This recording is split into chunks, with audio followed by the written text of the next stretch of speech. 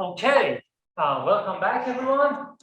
Very happy to have Geordie continue with his course on Kazhdan-Lusztig polynomials.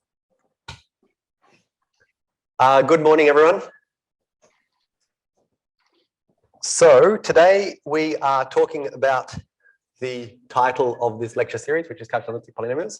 But as promised, we have to begin with an inspirational quote. So this is from Miriam Mizukani, the first woman to win the Fields Medal. I love to cross the imaginary boundaries people set up between different fields. It's very refreshing. And the reason that I love this quote is the imaginary boundaries. Yeah, we imagine these boundaries for ourselves. We say I'm a combinatorialist, I'm an analyst, I'm a mathematician. Yeah, we put up these boundaries, and it's very useful to remember that we put up these boundaries for ourselves, and that we should realize that they're imaginary boundaries. Okay.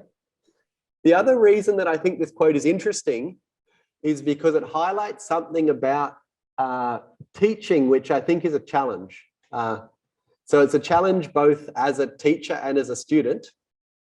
So I'm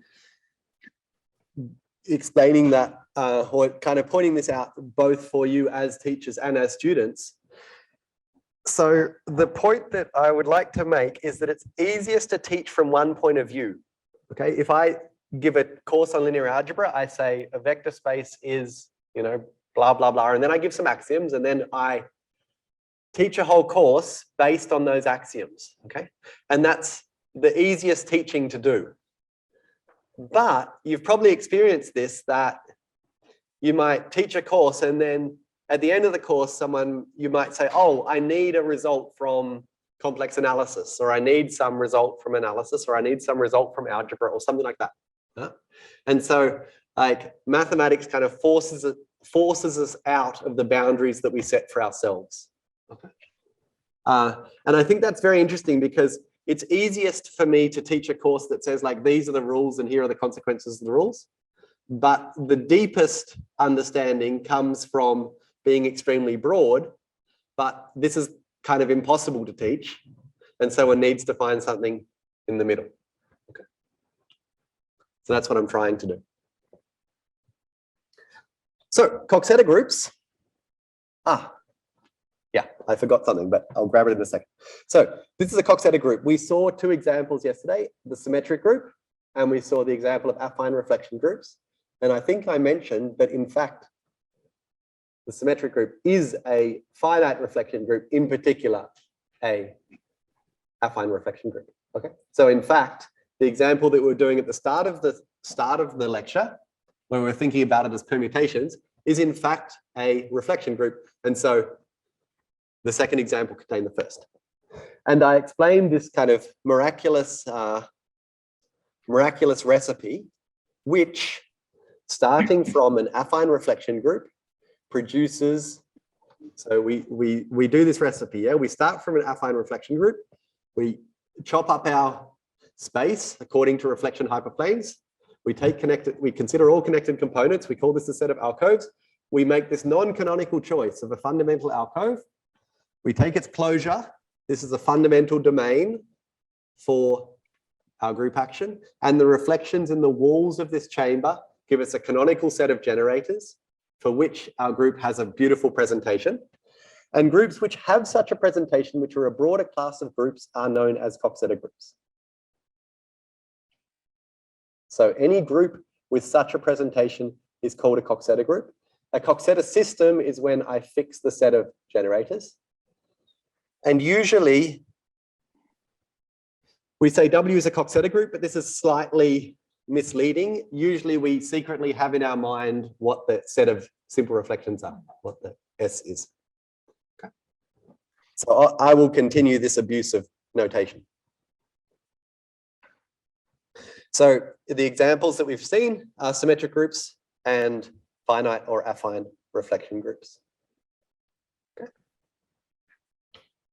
So if you think about an affine reflection group as your W, the choice of S is kind of, well, not kind of, it's exactly the choice of a fundamental alcove.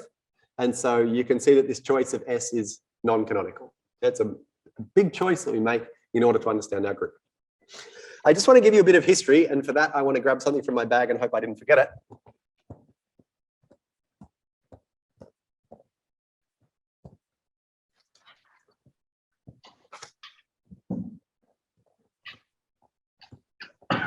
I did not forget it. So this is a book by Coxeter. It's a book called Regular Polytopes. It was first published in 1963. So this is the origin of Coxeter group. So Coxeter was fascinated by polytopes. So you probably know that Euclid's Elements, which is probably the most read mathematics book in the history of the world, has as its culmination the classification of the regular polytopes in 3 dimensions. Okay, and there's 5 of them. So in 2 dimensions, there's infinitely many. In 3 dimensions, there's 5 of them. They're the tetrahedron, the cube, the octahedron, the icosahedron, and the dodecahedron. And if you look in this book, so there's many investigations of polytopes, and a whole lot of stuff that's quite difficult to read. So, you know, you have some crazy starry type polytopes, kind of stuff. Yeah. So the vast majority of this book is in kind of 3 dimensions. And then at the end, he starts explaining what happens in higher dimensions. And what Coxeter, and somehow there's this whole like universe of different possibilities of like starry polytopes and different things. And Coxeter said, what is the group of symmetries of such a polytope? And this is some kind of very coarse way of understanding what a polytope is. And in 3 dimensions, we get the 3 irreducible rank 3 Coxeter groups, A3, B3, and H3, as the symmetries of the tetrahedron, the cube, or octahedron. These are dual, the cube and the octahedron, and the icosahedron and dodecahedron are dual. And if you're interested where we have the term polytope from, this actually comes from Alicia Boole-Stott, who her life story is absolutely mind-blowing. And I would recommend, if you're interested in it and you happen to be in Brisbane, there's a section of this book, about 2 pages, that gives her life story. So please come and read it if you're interested.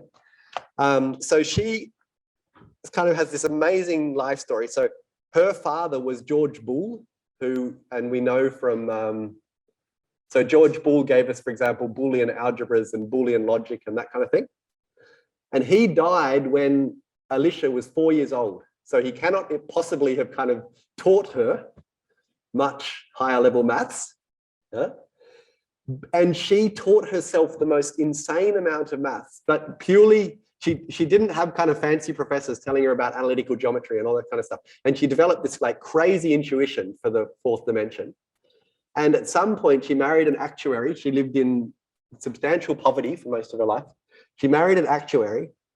And then at some point the actuary came home and said, there's this guy called, a Dutch guy called Schoute or something. I forgot.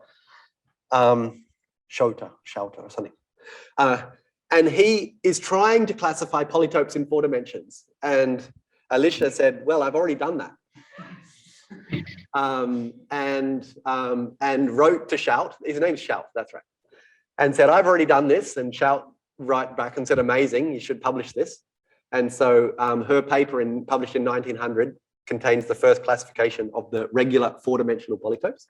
So she was one of the first people to see, for example, the reflection group H4 as the symmetries of the 120 cell.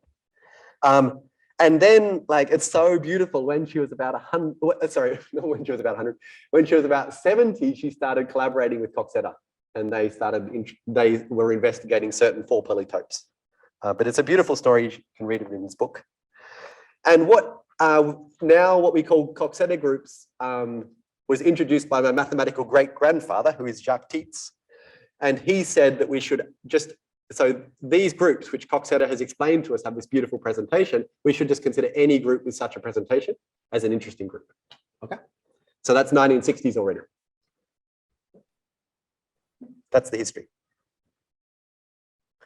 But, you know, I find this story of Boole-Stott pretty amazing. It's like up there with Galois theory in terms of extraordinary story of mathematics. Yeah?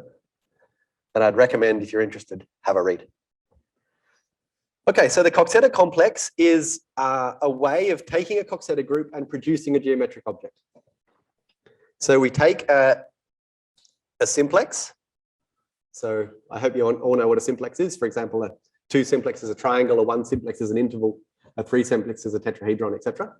A simplex in n dimensions has n plus 1 walls, faces. Yeah? So we take an s minus 1, so a simplex of dimension number of simple reflections minus 1. So this guarantees that we have exactly s walls of our simplex. So we can color the walls by S. And then we basically use the Coxeter group as a recipe for gluing together with these simplices. So here's an example. So here I've illustrated these steps on the first interesting example that I'm hoping you're starting to know by heart by now, this example. So this is the symmetric group S3, which has two simple generators, which I'm calling S and T. So I start off with my 1 simplex, there's an interval. This has 2 walls, and I color these walls by S and T. And now I take W many copies of this simplex. And then I use the group to glue them together. So I glue identity to S along the S wall, and then etc. And I get this little hexagon on the right. This gives me a colored simplicial complex, and the automorphisms of this colored simplicial complex are my Coxeter group, and this produces a space on which my Coxeter group acts.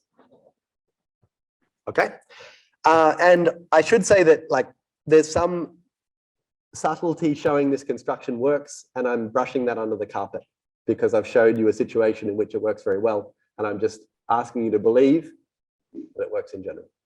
Yeah? This is an example of where I'm not giving a proof, I'm just saying, please trust me.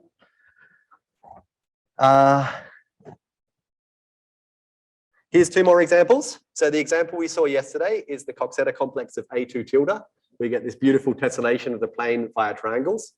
So also, I haven't actually introduced this. So this is the Coxeter diagram, which this book is full of, by the way.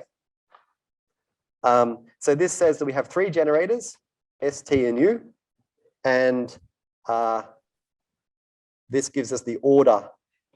So ST cubed is the identity, TU cubed is the identity, SU cubed is the identity, and usually we employ the convention that an unlabeled edge is labeled by 3.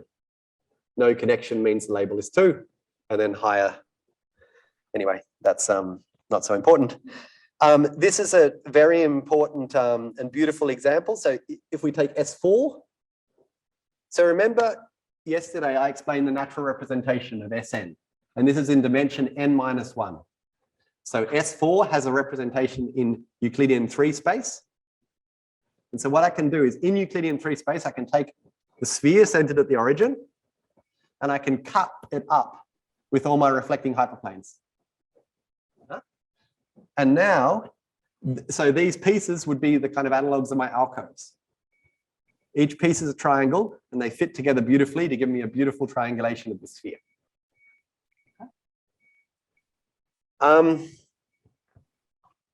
And there's an attempt at a picture there. Can anyone explain to me what this has got to do with the tetrahedron?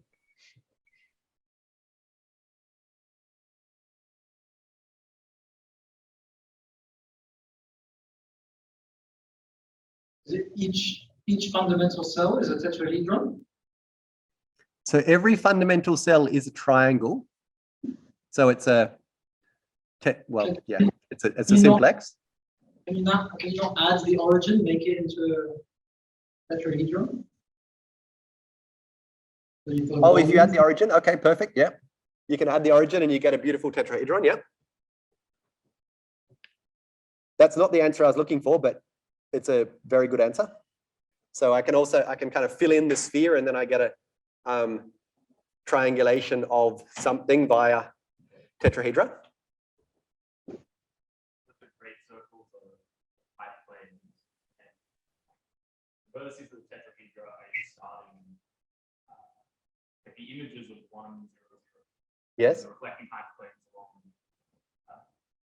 symmetry of those. If you look at the reflecting hyperplanes, do those give you the great circles in that triangulation? That's great. So it's another answer that wasn't the one that I was looking for, but is also very good. So like in this picture, you can see these big great circles, yeah? You should be able to, you know, if I was fast enough in my head, I could tell you how many of them there are, but I apologies, I can't. It's the same as the number of positive roots in S4. So yeah, each of these great circles are the intersections with the reflecting hyperplanes. So there's the same number of great circles as reflections, i.e. pairs I, J in from 1 up to 4 with I less than J.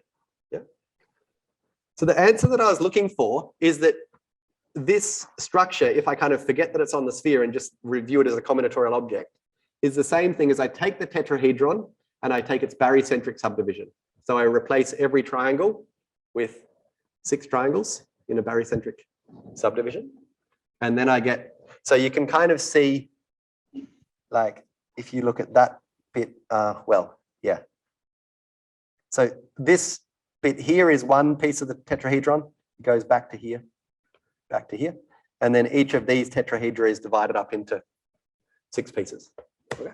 So it's a very beautiful picture. And then the Coxeter complex, for example, for the icosahedron is even more beautiful. You take the icosahedron, take its barycentric subdivision, you get one triangle for every element of a reflection group. Yeah. So how many triangles are there here?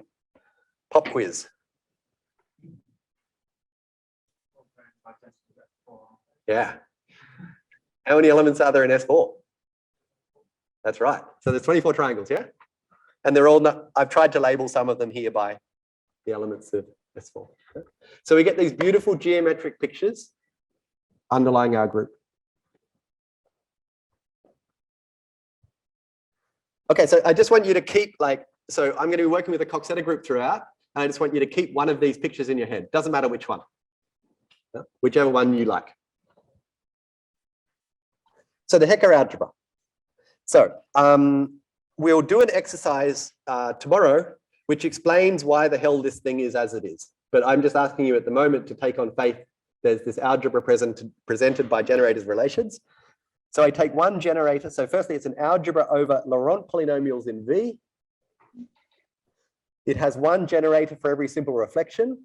And the relations are as follows. So every generator almost squares to 1, except I have this funny error term. And then I have the braid relations. Okay.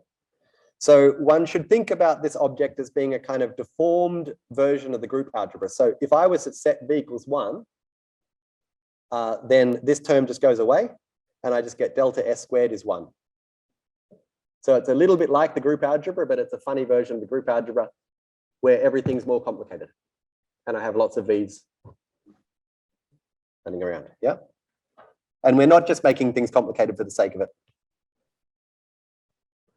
So for any element of the symmetric group or our Coxeter group, we choose a reduced expression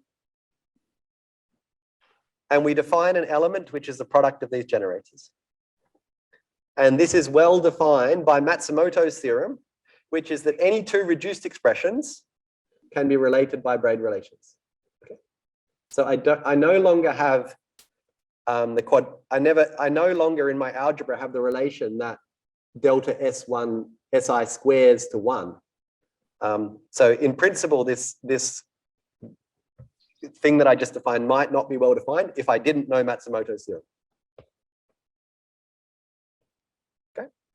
And we have a theorem which I'm not going to go into it all. We'll kind of see why it's true in the exercises tomorrow, which is that this gives us a basis for the Hecke algebra over ZV inverse.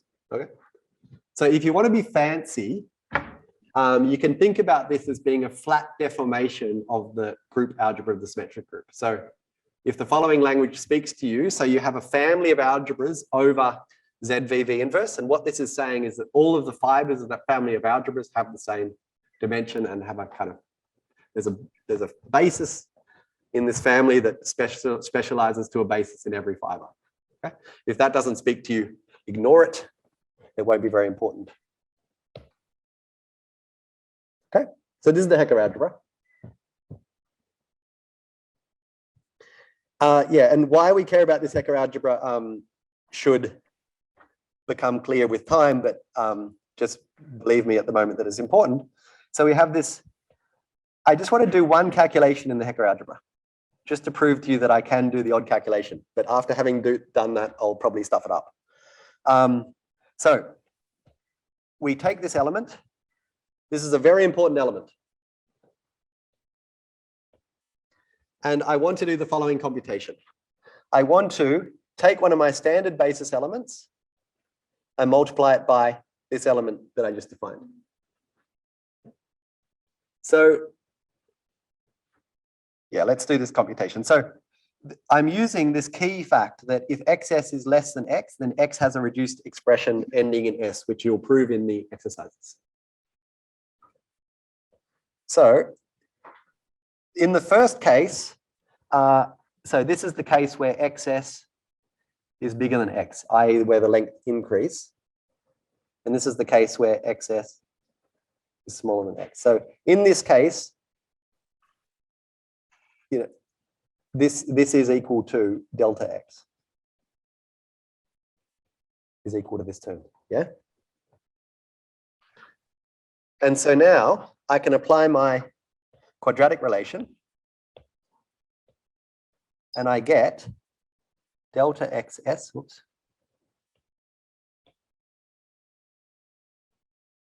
times v inverse minus v delta s plus v.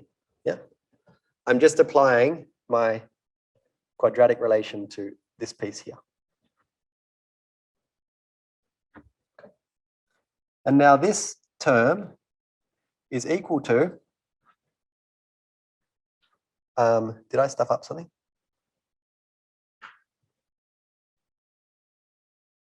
Yes.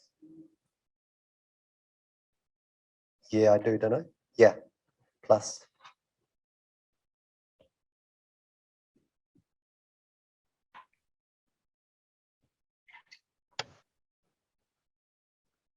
Okay, so now we get delta xs all outside of v inverse times ds plus yeah, so these guys cancel plus v, yeah.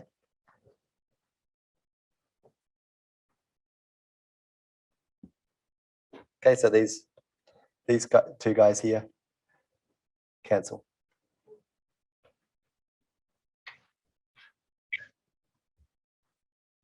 Okay, that was my little note in case I stuff this up.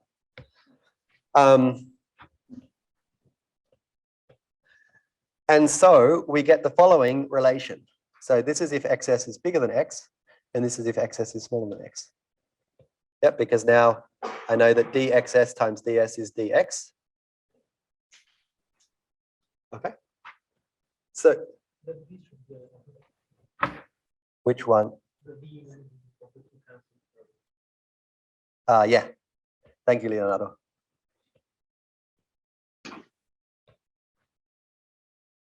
Okay, so this is a kind of, like roughly speaking, the way that I think about this relation is that the Hecke algebra kind of has this bias where everything works okay if you increase length. So if you get bigger, then everything's nice, but if you get smaller, you get very ugly terms. Okay, but this is kind of, this BS element is kind of egalitarian. So whether you go up or you go down, you get some degree of complexity, but it's equally kind of weighted amongst the two. Like this looks perfectly symmetrical in the going up and the going down. So let's just imagine this in the Coxeter complex. So the Coxeter complex is this miraculous thing where, so the Hecke algebra has a free basis given by these delta x's. Yeah? And the Coxeter complex is a whole bunch of simplices indexed by the group algebra. And they're kind of crying out for me to write elements in simplices. Yeah? And that's exactly what the Hecke algebra is. Yeah? So I can draw the following pictures. Oh, whoops, I messed up this.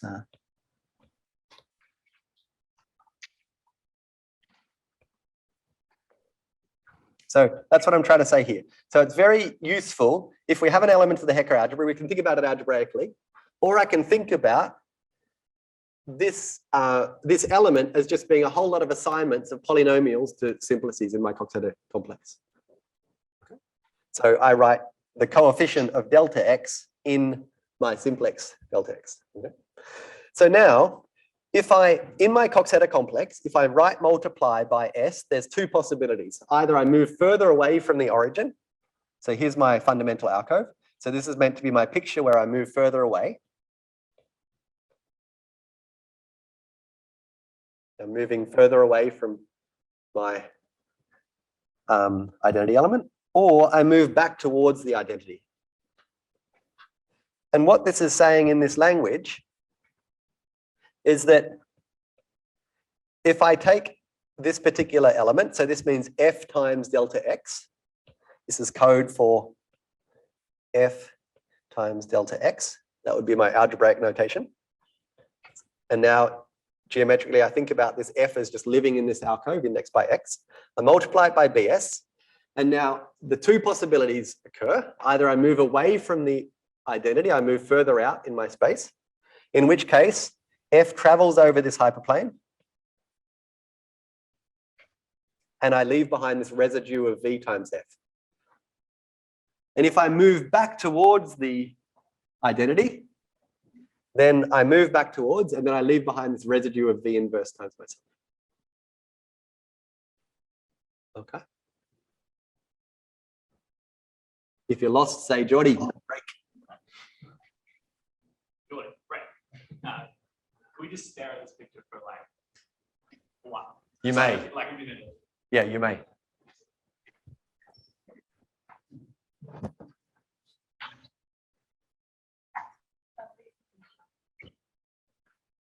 So like, I'm just, so sorry, Chris, but I'll just move back here. So I hope so this algebra, I hope is comprehensible. Yeah. So here I'm just taking an element of my algebra and I'm multiplying it by BS. And I'm telling you that this is the rule that I just computed. And I know it's correct because I've done it so many times before, even if I stuffed it up here. Yeah, it's correct. So this is my rule in algebra.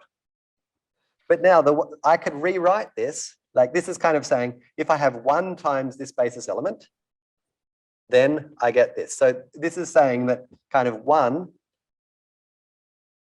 in my X alcove goes to something like 1 and V, or 1 and V inverse in this alcove language. Yeah, where I'm writing my coefficients in the alcoves. Yeah? And now I'm just saying 1 could be any polynomial, in which case I get this picture. Yeah. Okay, so I think it's really like, we'll see pictures in a second, but I think it's really useful to think about, so we have all these polynomials living in this, in all these simplices, and then we have these operators on the right that do reasonably simple local rules to these polynomials. Yeah. And, you know, as you well know, like very simple local rules can generate enormous complexity when you start composing them all. And that's what we'll see. Okay. Would you like to stare at it longer?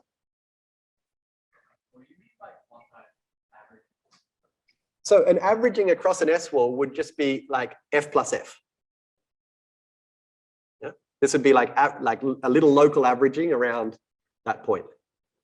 And now I'm like almost averaging, but I'm, you know, remembering whether I go up or down. So it's like almost averaging with a coefficient of V, adding all the interesting source.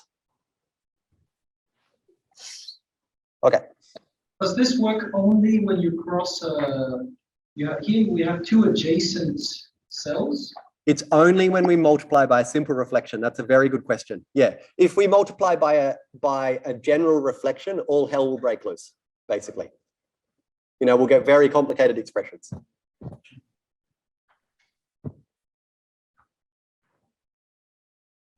Okay. So we have this Kazhdan-Lusztig involution. So here's another computation. Here I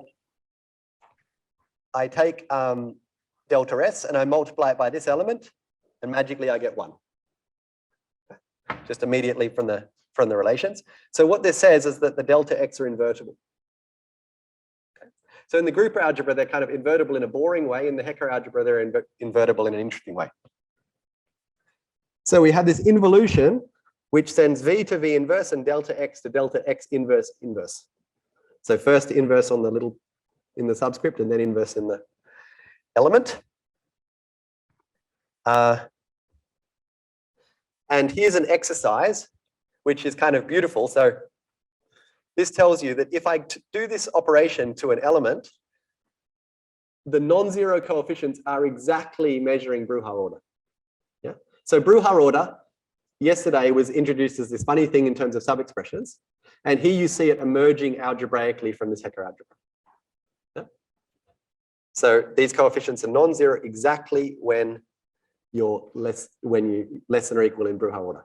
Okay. So if I take a big element and I do this inverse operation, I get this enormous collection of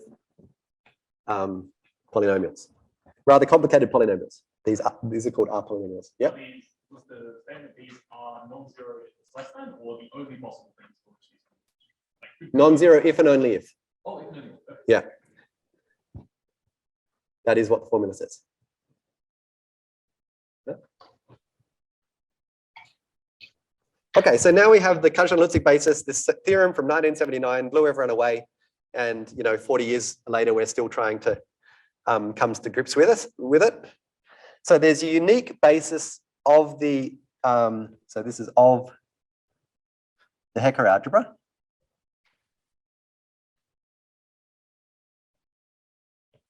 Satisfying self-duality, so it's fixed under this very mysterious bar operation, and Brouwer upper triangularity. So this means takes some digesting. Also, like do not expect to follow what I'm saying in the next 20 minutes if you haven't seen this stuff before. Expect to follow it if you actually spend 1 or 2 hours doing the exercises.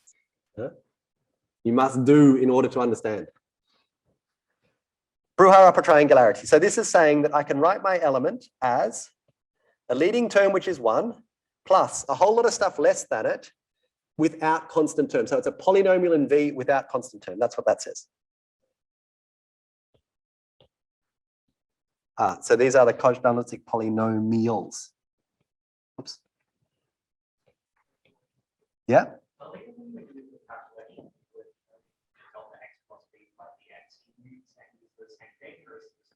Very good question. So I secretly already told you what BS is for a simple reflection. Yeah. So BS is delta S plus V. And then, and delta identity. So you can easily check these elements are the only possible solutions of this equation for, so BX is, so that's a good question. B identity is delta identity. BS is delta S plus V.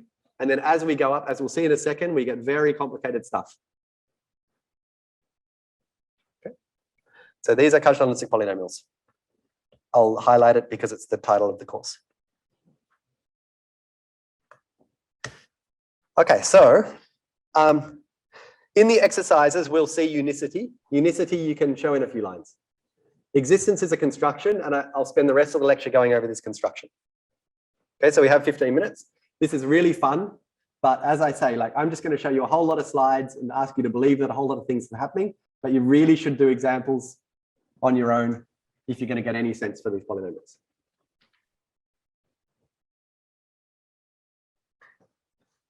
So remember these golden rules. So this is very important. This is the only rule that we'll really ever use. And we'll also use that the bar involution is linear. So what this means, for example, is if I take a linear combination of bar invariant things, that's bar invariant. If I take a product of bar invariant things, that's bar invariant. That's the only two things we'll use. And we'll see that it kind of gives rise to this incredibly complicated scenario. So here I'm doing the first interesting case. So just so that we're all very much on the same page.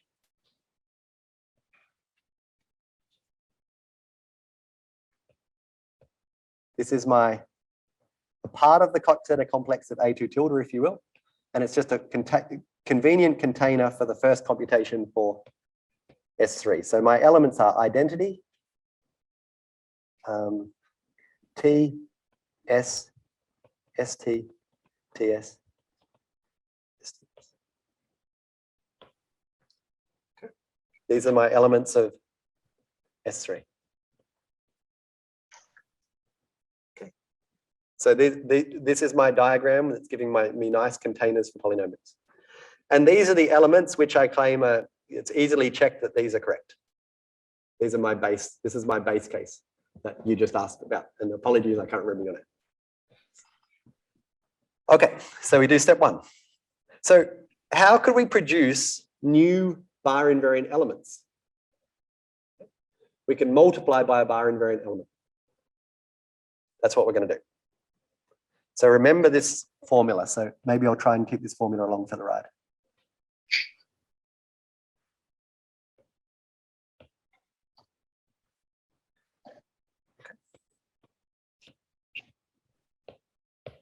So these we've taken on faith. I mean, it's really like one line to check this. And now what we're doing is we're taking this element that we know and we're multiplying it on the right. Apologies, I took these from an old slide, so this notation is BS. And this is BT.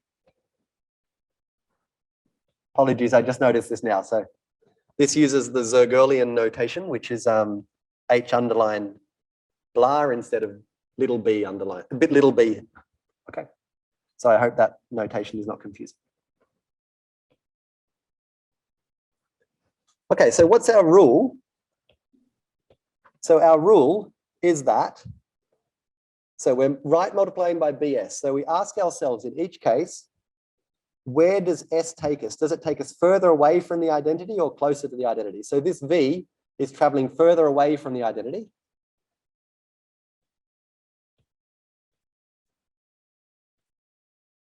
And this 1 is traveling further away from the identity. Yeah. So here's the identity alcove here. So traveling further away from the identity means that I move and I leave behind a residue of V times myself. Okay. So here, this the identity alcove would be. Thank you, Joel. That's extremely helpful. That's the identity alcove. Yeah. Okay, so in each case, this one is traveling further away from the identity. So I move it and leave behind V times myself. Okay, so here I've moved, that's my V's produced this V and left behind this V times myself. So that gives me a V squared. V times V is V squared. This 1 is moving away. So it moves over here, gives me this one, leaves behind a V, yeah, which is V times 1. Okay. Now I look at this element and it has leading coefficient 1 and everything here is a polynomial in V without constant term. So I'm already happy. I've computed my BTS.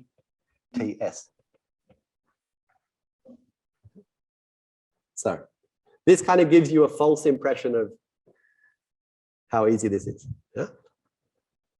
So, and there was nothing special about BTS. This would have worked for BST also.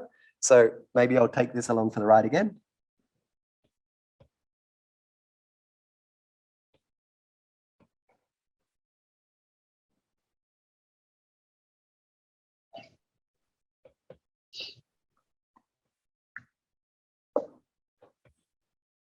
Okay, so here's our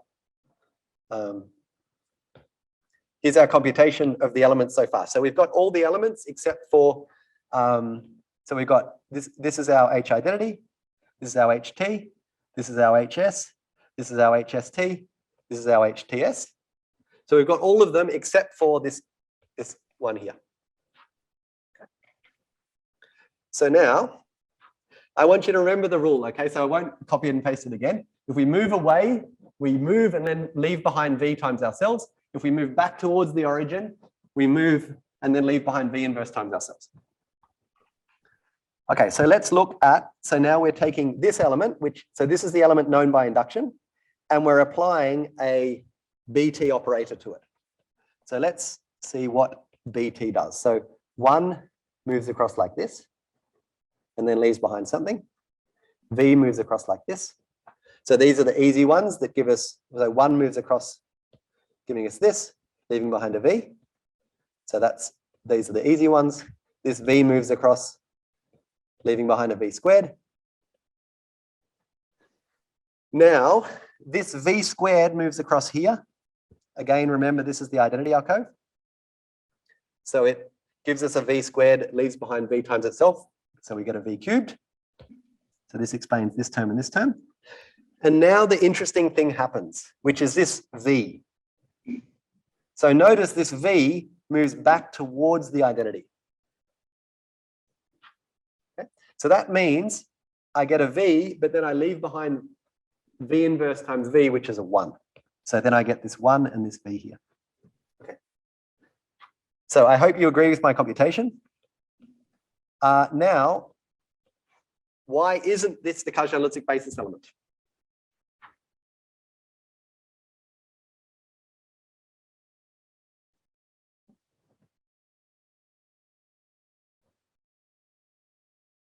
Do you want to see the definition again? Constant term. Exactly, yeah. So my Kazhdan-Lusztig basis element is allowed to have a 1 as a leading term, as its top term, but it's not allowed to have this 1 here. It's a problem. Yeah.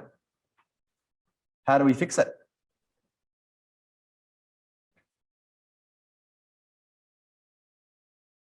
So I want to produce a bar invariant. Yeah. Exactly. Yeah. So we remove something bar invariant, which we've in principle computed by induction. Yeah. And which one should we use? HT. So we take this one, and when we subtract it off, we get rid of exactly that and that. So you just see a little minor miracle there, yeah?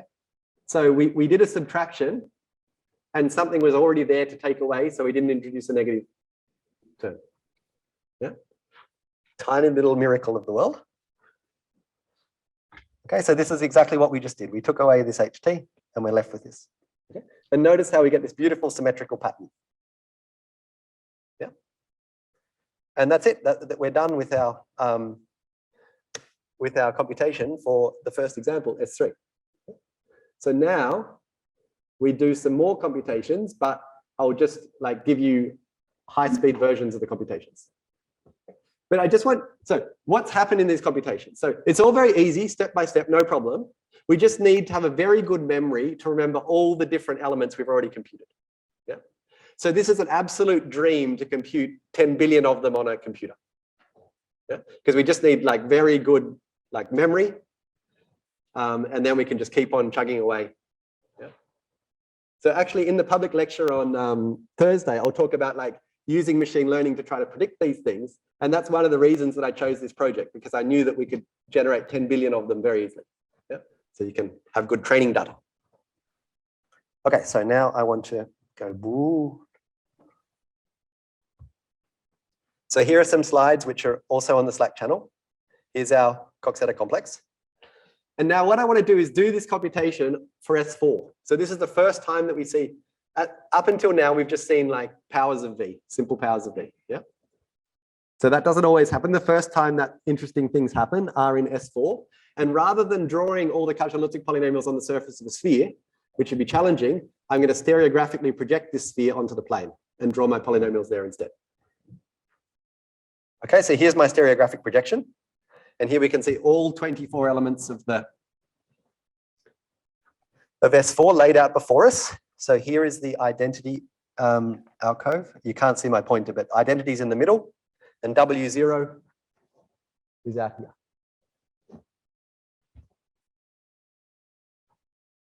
Okay, so here's my first Kazhdan-Lusztig basis element. Here's another one. Now, I go out through this blue wall. I get this one. So at some point in my life, about 7 years ago, I meticulously did all these computations by hand and scanned them. So here we're moving out.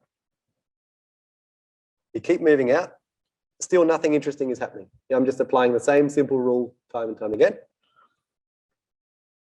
Now something interesting happens. Here we move out, and you see we've had a v that moves down at a v squared became a v, but it didn't introduce a constant term. And so I've actually got the Kazhdan-Lusztig basis element on the nose. I don't need to do any subtraction. Okay, so here you've just seen the first example of a non-trivial Kazhdan-Lusztig polynomial. Here we're going to go out in a different direction. Off we go, we journey. So here we've moved out, and we get these red terms, 1v squared. And again, magically, when we remove them using a previously computed element, no minus signs occur. And it seems, the more you start playing with this, the more you feel like there's some kind of deity controlling it or something. It really seems quite magical. It doesn't, like these examples don't yet suggest how magical it appears. Okay, so I've gone out, I've just subtracted that off. I keep on going. Okay, so here I've got another Kazhdan-Lusztig polynomial. And now something really interesting happens. Now I'm going to take this guy, so it's complicated, and then I'm going to translate it through the red wall to W0 over to here. I'm going to take that one, go across here. Okay, and I get like a whole lot of stuff, get a whole lot of constant terms. Yeah, so I've got this one up here, this one up here. Apologies if you can't read. And everything beautifully cancels, and I get the following picture. Yeah, perfectly symmetrical. Okay. And if you want to look on these slides, here's a computation for B2. So this is a stereographic projection of the Coxeter complex of B3. But I think I'll move to Levy's now, which is this beautiful software written by this guy called Joel Gibson.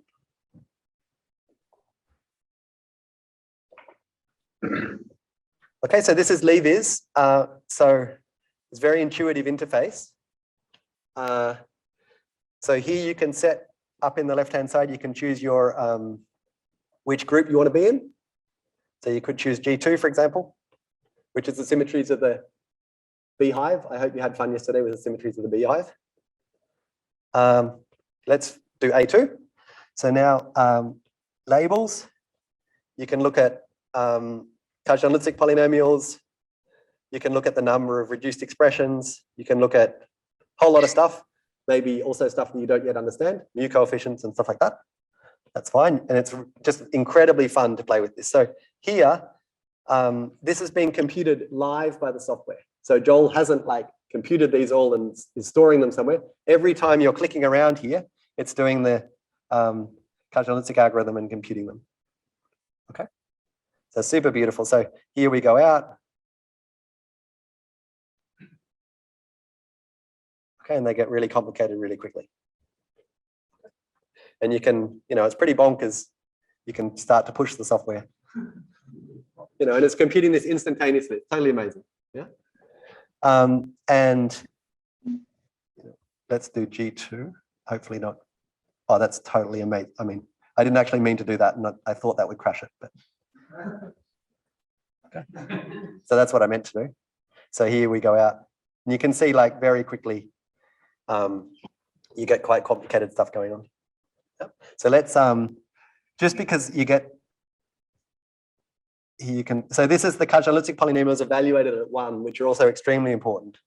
So you'll notice that as you go out, you get these extremely intricate and complicated patterns. And if you're like me, you can spend just an hour just playing around with the software and trying to observe things and make little conjectures and stuff like that, which I would strongly advocate you do. In fact, one of the exercises is the following. I'll just explain. So one of the miracles of Kazhdan-Lusztig polynomials is they have positive coefficients. So whenever I do the subtraction, I never introduce negatives. And the question in the exercise sheet is which elements are such that you just have a single power of v in A2 tilde. Okay, so, and you can tell this by actually looking at this diagram where we specialize the coefficients to 1. So it's the question of which element has just ones and or otherwise 0. So for example, like if we go back to here or something, so this is an element, this has just ones, yeah? Okay, so it's all ones, yeah? And if I magically choose this element over here, that surprised me. Ah, there we go. Here's another element with all ones. And if you experiment with this, you'll notice that it's rather unusual behavior. Yeah. And so one of the exercises is just purely playing with this software, find a guess for which elements are all ones. Yeah. Okay, I'll stop here. Have fun playing with levers.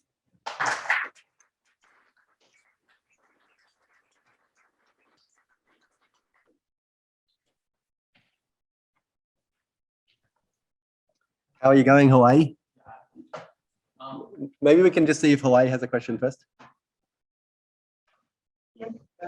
Is there a reason why? I mean, I think I can see a reason why, but is it also interesting to consider left multiplication by this little bs? Yeah, every Yeah, time it'll just right. be much. So yeah, totally. And algebraically, there's no difference between the two. It'll just be much more of a pain in the neck to draw in the Coxeter complex. It's this fact that I was trying to get across yesterday, that the left action is kind of non-local, whereas the right action is local. So yeah, but if you try to do it, that the best answer to that question is try to do it, and you'll see that there's something beautiful about the right action in the Coxeter complex.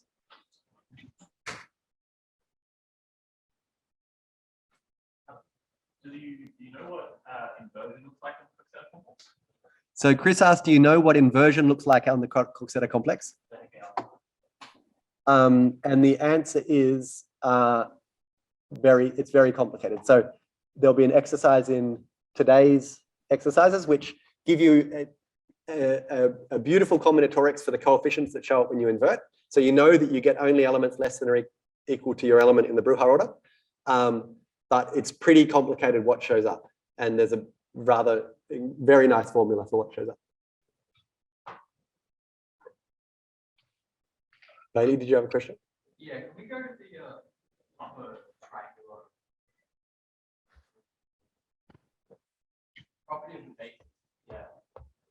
I'm seeing this formula for polynomials, like the defining feature of them. Uh-huh. Yeah, this is the second. Yeah. Besides the orthonormality of the McDonald polynomial. I'm wondering if there's a relation, or is this just a convenient condition to have on this, or is there an actual close relation between those polynomials? So Bailey's basically asking, this kind of looks similar to McDonald polynomials, what's going on?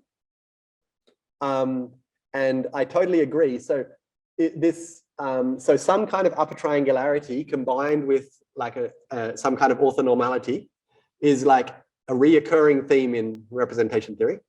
And to some extent we know why, and to some extent we don't know why, I would say. Is it a convenient condition? Like, is it useful, or is it just something that keeps popping up and we're not forcing it? Like for me, the deep reason that this is occurring is it's basically what happens. So you know the orthogonality relations between characters. You know, this is our bread and butter. Now, what happens in a world where you don't have semi-simplicity anymore? So you don't have orthogonality anymore, but you have like something like orthogonality. And that's where I think that these kind of almost orthogonalities come from. So it's like, what happens in representation theory beyond the semi-simple world?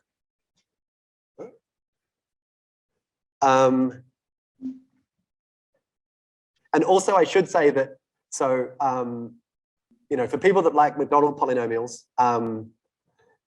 there's a specialization in McDonald polynomials called Koska-Fuchs polynomials, which are exactly affine Kazhdan-Lusztig polynomials. Yeah, so to some extent, the Kazhdan-Lusztig theory is like like a part of the Kazhdan-Lusztig theory is a specialization of McDonald polynomials.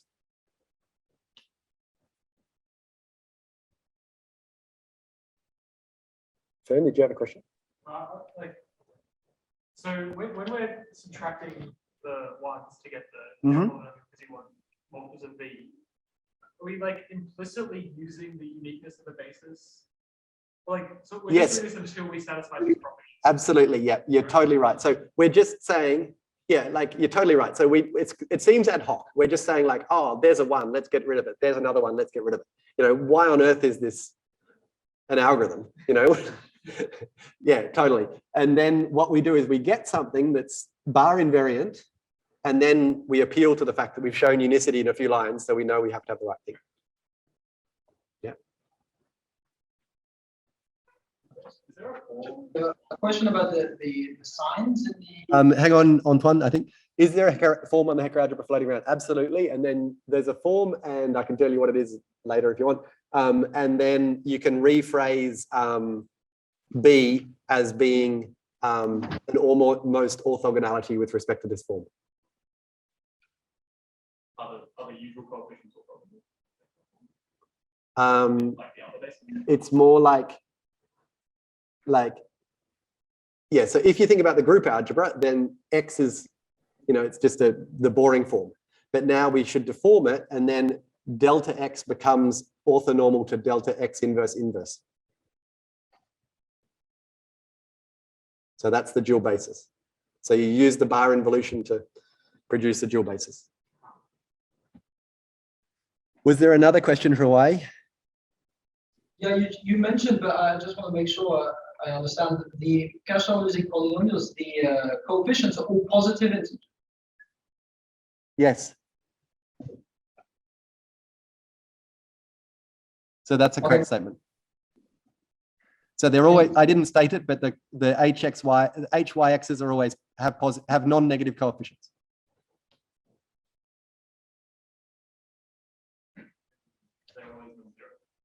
No. Oh, so there's always one non-zero term, which is the v to the length of the kind of obvious term. But then what happens down in the polynomial is incredibly mysterious. So for example, if you can tell me when the coefficient is v, of v is non-zero, then you've solved a massive open problem in representation theory that we've been trying to solve for about 40 years. Is it obvious by the top term? Yeah, if you do your homework.